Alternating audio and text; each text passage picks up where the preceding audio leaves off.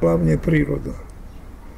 Príroda, povedzme, potrebuje včelstvo. Teda tá príroda je taká, povedzme, ušľachtila daleko lepšie, ako keď by nebolo včelstvo.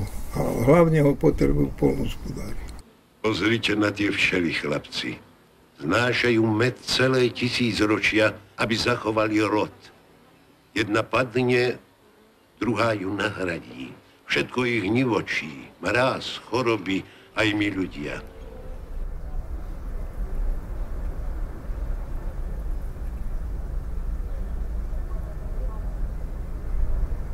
Ešte nebolo ani to vytáčanie viac menej ručne, alebo lísom, viete, dobre sa vylisovať. Vtedy si vážili med, aj čelu a včela. To bolo také ako ešte niečo viac nadprirodzené. Viete, že to skutočne teda je taký ochranca tej prírody. A v pondelok nevypúšťaj na žiaden pád.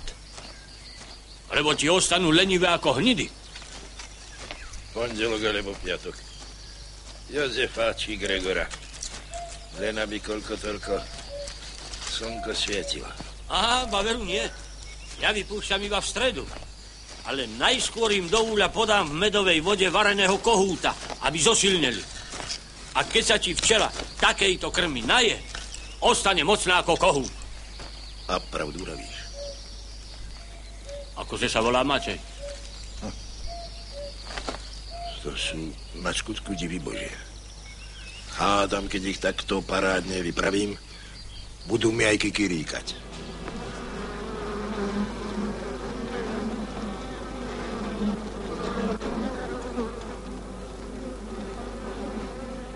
Viem, že bol namalovaný medveď, povedzme na tom úle, na tom kláte.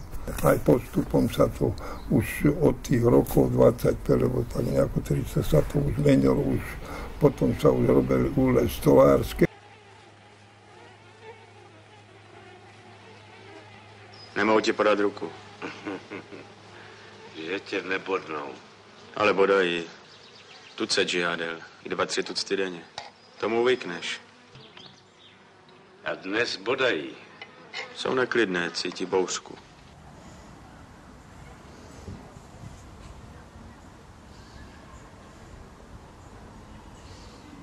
Keď družstva prišli, tí niekoľkonásobne to propagovali a potom aj družstva si zakúpili včelstva, sa to mimoriadne rozšírilo a povedzme už na družstva už bol ten čelár, už, ak sa povie, taký pokrokový, už bol skúsený, už nemohol tam byť laik, pretože už tam bolo 50 rodín včelstva, aj povedzme aj viac, boli aj takí, čo vyše 100 mali, no tak povedzme, len tu Žilina mala tam na Boríku 50. Prinášalo osoch pre družstvo. Napríklad opelilo dokonale repku, dokonale opelilo slnečnicu, dokonca peluje aj tabak. Aj to ešte opelovalo včelstvo. Tak ale veľa týchto, povedzme, zeleninu, týchto potravinárskych produktov, to včelstvo všetko opelilo. A keď opelilo, je to daleko kvalitnejšie. Ja bych bol rád včelou. Lietal by som si na pivo. A poď jesť. Bez pasportu až do Budína. Ja by som nechcel. Nebol by muž a žena. Veď viete, ako to robia včely? Ja neviem. Ako to robia? Raz za celý život.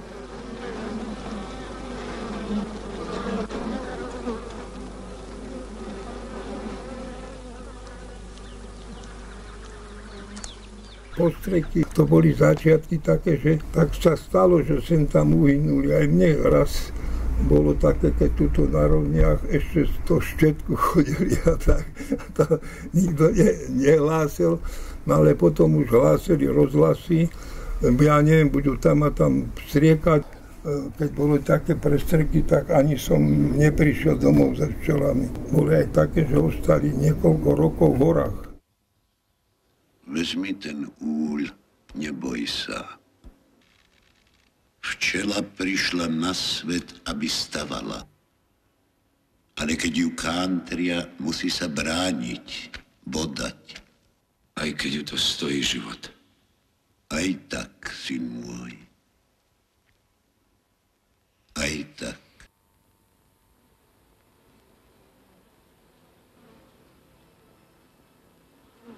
Taký veľmi ľahký je med, kvety agát.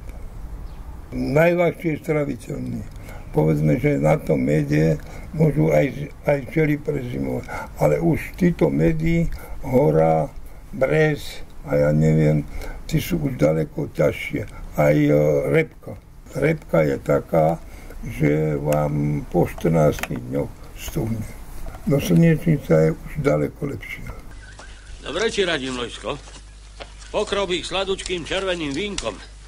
Navar dobrej trnkovej polievky. Namrv do nej chlebíka a podaj na kvetovanej miske. Budú ti na nej sedieť v hrčkách ako kurence. Jedna radosť. A či si mám i ja chlipnúť z tej kvetovanej misky? Tak to sú už také zase vedomosti včelárov. Mladí sú, samozrejme, aj sa propaguje mladí, lenže mladí dneska to není pre nich. No není to výnosné tak, aby sa ho mohol uživiť. Musí byť taký, keď treba zasiahnuť. Nemôže povedať, že zajtra alebo pozajtra musí hneď. Včely jsou jako lidé. Také se bojí a cítí neštěstí.